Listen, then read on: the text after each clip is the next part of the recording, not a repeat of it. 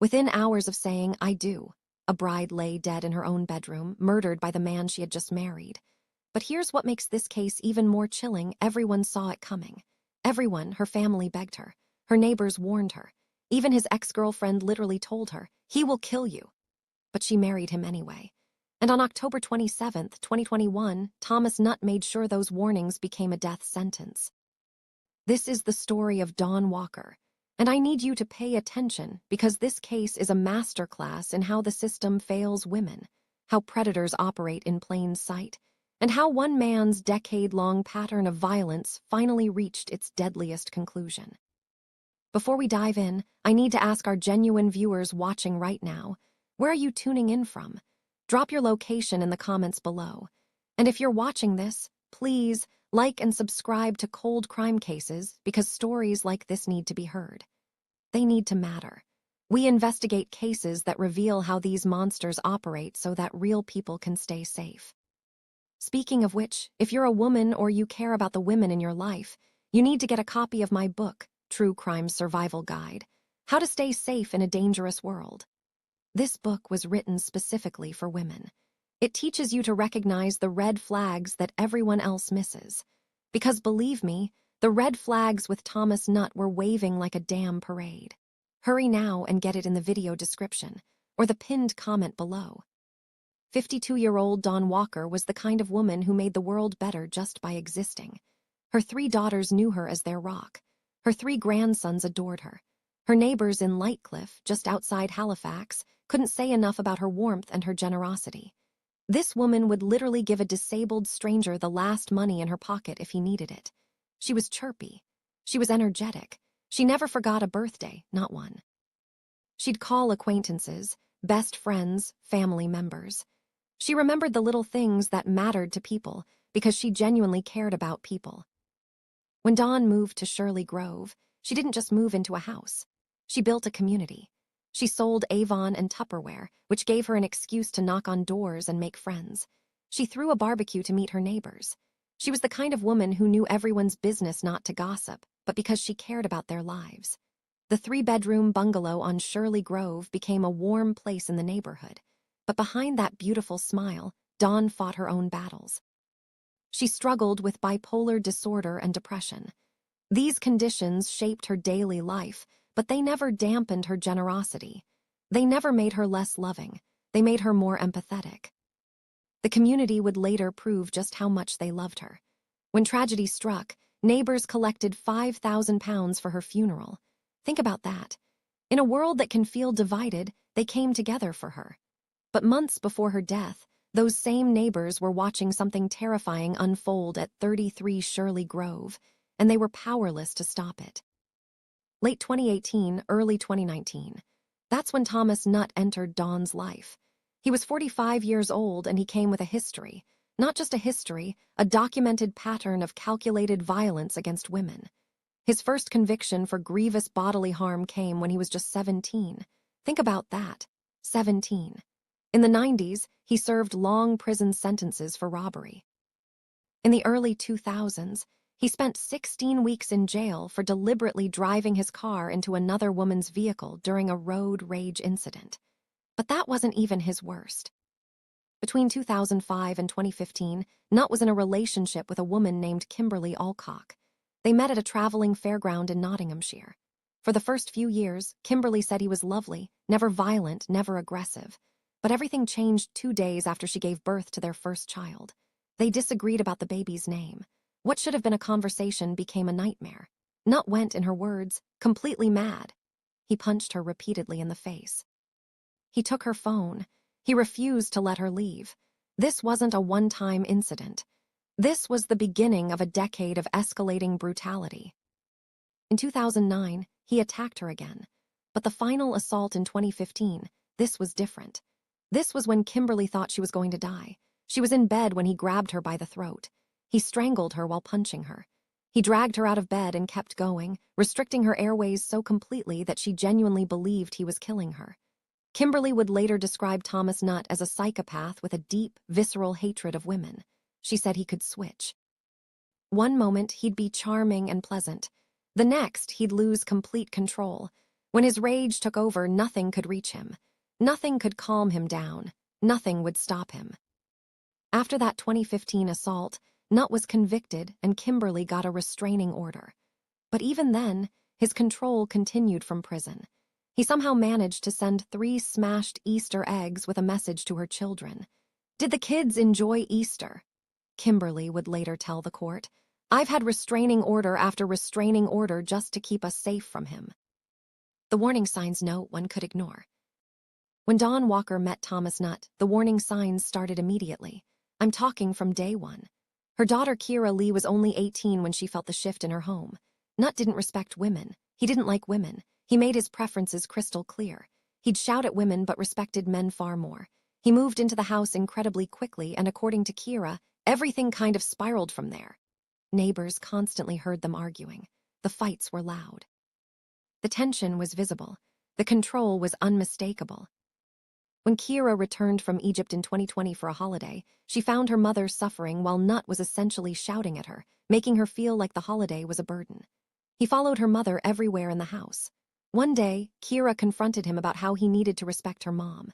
His response was pure menace. She described how his facial features just changed. His eyes widened. He pinned her against a wall. He gripped her head and smashed it against a corner. So he wasn't just abusing Dawn. He was abusing her children, too. By 2020, the violence against Dawn became visible to everyone. Neighbors saw her with a massive black eye. Her lips were swollen, her cheeks were cut, her face was bruised. It was unmistakable. Someone was beating her. In August 2020, Nutt nearly killed her. She literally told people afterward, "He nearly killed me." But when police got involved, when charges were filed, she retracted everything. She was too afraid to follow through. If stories like this make you want to protect the innocent and expose the truth, then don't just watch. Subscribe. That single click could be the reason another story finally gets heard. But here's where it gets even more chilling. On August 25, 2021, just 2 months before their wedding, a neighbor named Malcolm Craw heard noises around 4:30 in the morning. When he investigated, he found Day in clear distress. Nutt was upstairs and claimed she was having an asthma attack. But Dawn looked directly at this neighbor and said, "Don't believe him. He's trying to kill me." She told friends afterward that he'd broken her ribs. The pain was excruciating. Once again, Nutt was arrested. Once again, charges were dropped when she retracted her statement. Do you see the pattern? This is how abusers operate. They assault. They get arrested. The victim is too scared or too controlled to follow through with charges. The abuser learns he can get away with it. His confidence grows. Each time he becomes bolder. The ex-girlfriend's warning. In July 2020, something incredible happened. Dawn discovered that her boyfriend had an ex-girlfriend with a restraining order against him. She reached out to Kimberly Alcock. She needed to understand why. Kimberly showed her everything: photographs of injuries Nutt had inflicted on her, evidence of the violence, documentation of his control. Most importantly, Kimberly told her the truth. "He will end up killing you one day. Get out." She laid it out. She gave her the warning that could have saved her life. Over social media, they stayed in contact. When things got particularly bad with Nutt, Dawn would reach out to Kimberly. After the August 2020 attack where he nearly killed her, Dawn told Kimberly what had happened. Then she said something that must have broken Kimberly's heart. "But I love him." Kimberly's last message to Dawn was asking if she was going to be okay. Dawn never responded. Nutt had blocked Kimberly from her accounts. He was cutting her off from the one person who could truly understand the danger she was in. He was isolating her from her lifeline. Even her neighbors saw it coming. In the week before her wedding, Dawn sent a message to her neighbor June asking, "Is it just nerves, June, or is it my gut instinct telling me to get the hell out and run?" June told her it was probably just wedding nerves. If only she'd known how accurate Dawn's instincts were. A week before the wedding, Dawn told her daughter Kira Lee, "I have a feeling something bad is going to happen to me." She knew. Deep down, she knew. The wedding day, the moment everything changed. Every time someone scrolls past, another woman's suffering fades into silence. Don't let that happen. Subscribe and make her story matter. October 27th, 2021. This was supposed to be Dawn's happiest day. After years of struggle, after fighting her mental health battles, after building a life and raising 3 daughters and loving 3 grandchildren, she found someone. or so she thought. The registry office ceremony in Halifax was surrounded by friends and family. Everyone was there to celebrate. Then they moved to the Prince Albert pub in Brighouse for the reception. People toasted them. They wished the newlyweds happiness. They believed they were witnessing the start of something beautiful. But those who were there noticed something was terribly wrong. Dawn didn't look happy. She looked nervous. Her hands were shaking. She appeared uncomfortable, distracted, going through the motions rather than celebrating. She looked like someone who was trapped. Some people chalked it up to wedding nerves, but others sensed something deeper, something darker. None of them realized they were attending what would essentially become her wake. Around 10:30 p.m., as the evening wound down, the newlyweds called a taxi to take them home to Shirley Grove. The journey was short, just a few miles from the pub to their house. The taxi driver told police later that the couple was quiet the entire way. No conversation, no laughter, no excitement, just tension. Thick, suffocating tension that even a stranger could feel. At 10:36 p.m., the taxi pulled up outside 33 Shirley Grove. CCTV cameras captured the moment Dawn Walker stepped out of that vehicle and walked toward her front door. That was the last time anyone ever saw her alive. Within hours, the woman who had just exchanged vows would be dead, murdered by the man she had married. The night she died, Malcolm Craw, the neighbor who had found her in distress just 2 months earlier, was in his living room around 11 p.m. when he heard noises coming through the walls. These weren't normal sounds. These weren't the sounds of a couple celebrating their wedding. These were concerning sounds. For about an hour, Malcolm heard bumps and thumps. But here's what's crucial. He heard no voices, no shouts, no screams, no sounds of argument or conversation. Nothing but the sound of violence, one-sided and brutal. Between 11 p.m. and midnight on her wedding night, Thomas Nutt murdered his wife. The woman who had walked down the aisle just hours earlier, who had exchanged vows and rings, who had been toasted by friends and family, was now trapped in her bedroom, unable to escape, unable to call for help. She was about to die at the hands of the man she had just promised to spend her life with. What Nutt did to her was unimaginable. The post-mortem examination revealed extensive injuries from a violent assault. She had been beaten. She had been strangled with considerable force. The pathologist determined that the attack was deliberate and sustained. Evidence showed that Dawn had tried to defend herself, but at 52 years old, much smaller than Nutt, she was no match for his size and strength. In that bedroom, she was cornered, trapped with no escape route. The cover-up, cold calculation. This took me hours of painful research, reading autopsies, police files, and the cries of women that were ignored. If you felt safe watching from your screen, the least you can do is hit that red subscribe button. But the murder itself wasn't the end of the horror. What Thomas Nutt did next revealed the truly calculating, predatory nature of his mind. He didn't panic. He didn't call for help. He didn't show an ounce of remorse. Instead, he went into survival mode. He hid her body in a kitchen cupboard.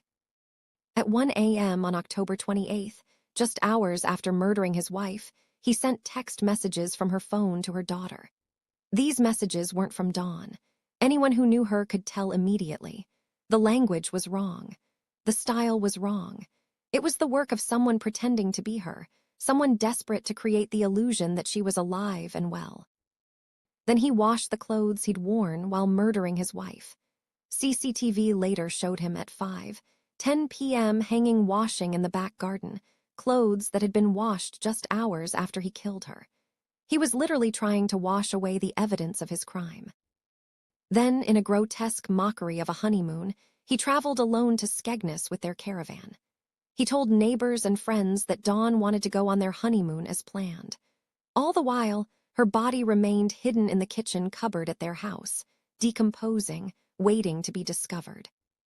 On October 31st, Halloween, he returned home and spent the morning putting up Halloween decorations around the house, including police tape. He was decorating for a holiday while his wife's corpse was hidden inside. The depravity is almost incomprehensible. When Dawn failed to appear for a planned meeting with her daughter at a Wilko store, Nutt made a 999 call.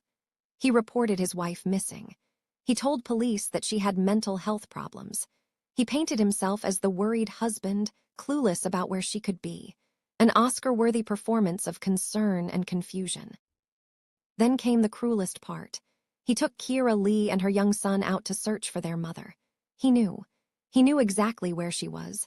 While they searched, while they called hospitals, while they visited shops and checked the neighborhood, he walked among them, pretending to look for a woman he had just murdered.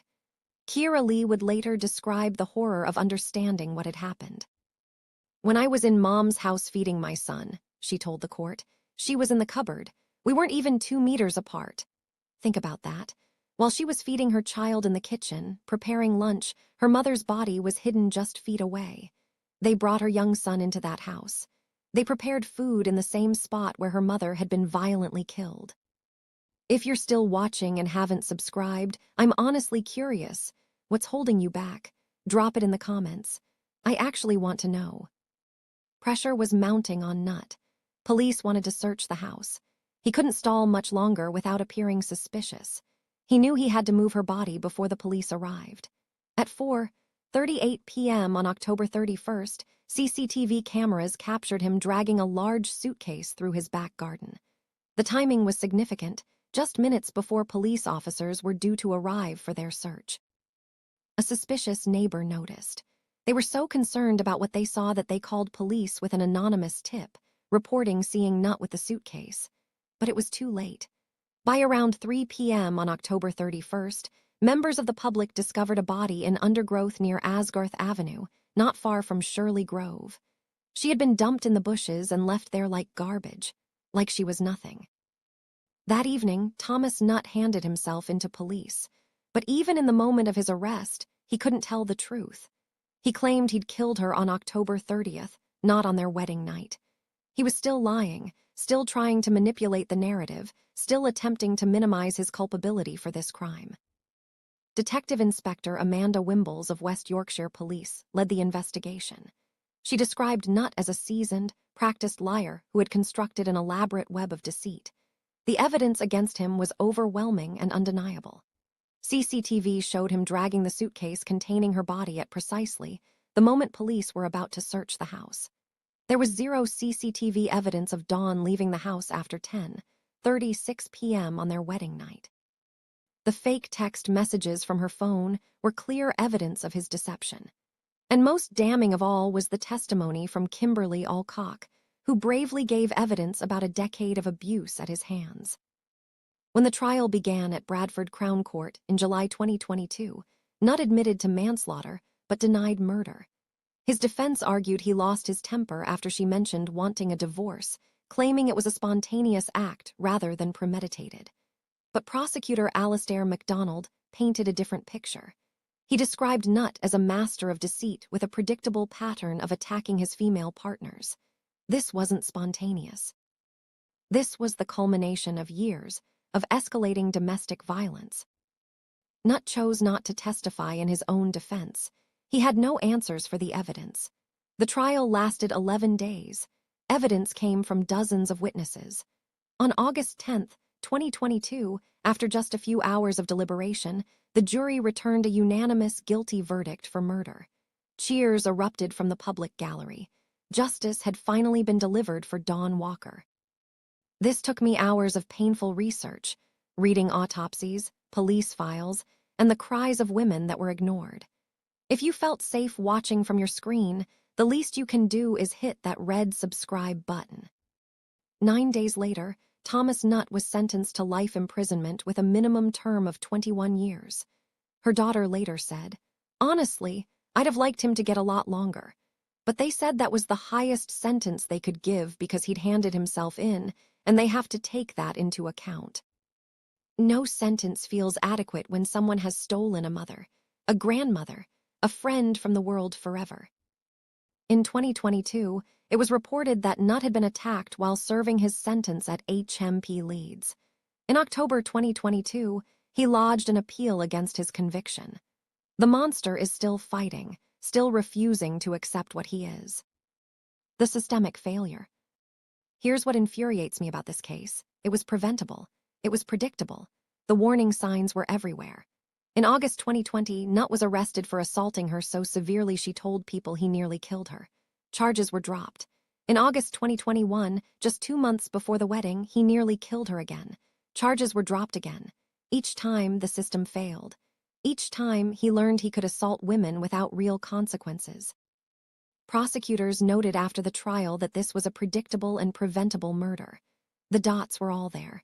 The system just didn't connect them in time. Kimberly Alcock, his ex-girlfriend, told me the most heartbreaking truth. The way he behaved with Dawn was exactly the same as with me, but one woman survived and one didn't. I was lucky. Thomas Nutt took everything from Dawn Walker, her life, her future with her daughters and grandchildren. Her grandsons lost their Nana. Her daughters lost their best friend, their rock. Her sister struggles to sleep. They're still a close family, but there's a piece that will always be missing. But here's what he couldn't take, her memory. He couldn't erase who she was. Please don't forget Dawn Walker. Don't remember her for how she died. Remember her for how she lived, for her kindness, for her generosity, for her love for everyone around her. Her light was extinguished too soon, but her memory will endure in the hearts of all those who knew and loved her. Now I need to ask you something important, and I need genuine responses.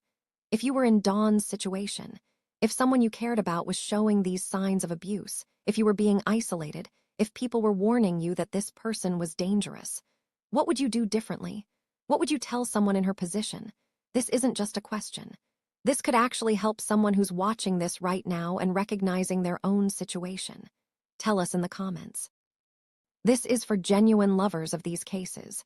People who understand that these stories matter because they teach us to protect ourselves and the people we love. Before you leave, please like this video. Subscribe to Cold Crime Cases. Share this with someone who needs to hear it.